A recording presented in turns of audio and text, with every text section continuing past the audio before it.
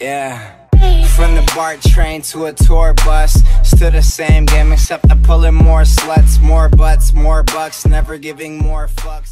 I pozdrav svima ljudi, ovdje je vaš bat, Sandro. Ljudi, prošli klip ljudi danas. Kao što vidite u naslovu, prešli smo pola miliona pregleda. Pa sad možda da li znate onog mog buraza Kristijana, onaj što snima ponekad sa mnom videa. Što mislite koliko on ima pregleda? 2000, haha. Koliko je glup. 2000, 2000. A Medo, koliko ti imaš pregleda, a? 0 pregleda. Nula, koliko si glup. Ček da pitam ponovo, Medo, koliko ti ono imaš pregleda, a? 0. Koliko si glup. Promašio se ga. Pogodite šta? A znate li možda onog Muđu, a? A jok ti znaš ko je Muđa, aj mrš odavde. Pa imam više pregleda nego Muđa u zadnja 4 videa, a? A jesi Muđa propo. Koliko je glup. A zato Muđa ima sveukupno 1230 puta više pregleda od mene.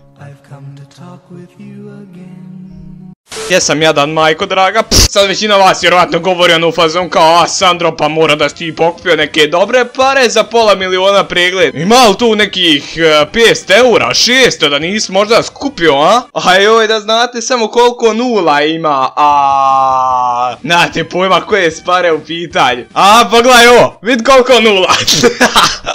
Uglavnom daj ljudi, ovo je video u kojem želim da vam se zahvalim na pola miliona pregleda. Jest da smo ih prešli prije par dana, ali eto ono, malo kasnije, ali nema veze. Jel tako? Tako je. Uglavnom ljudi, hvala vam puno na 500.000 pregleda, znači nevjerovatno, i da je ne vjerujem, znači da imamo 500.000 pregleda. Hvala vam puno na tome. Uglavnom ljudi, ja znam da ćemo izgrmiti do milion pregleda za neka 3-4 mjeseca, bilo bi fino, znači milion pregleda, ima da grmi milion, znači još malo, ajde. Uglavnom ljudi, to je bilo to što se tiče ovog klipa, ja sam da ste vi uživali, hvala vam još jednom puno na pola miliona pregleda i na 4.500 subscribera. Tako da ljudi, to je bilo to što se tiče ovog klipa, mi se vidimo u sljedećem. Ćao!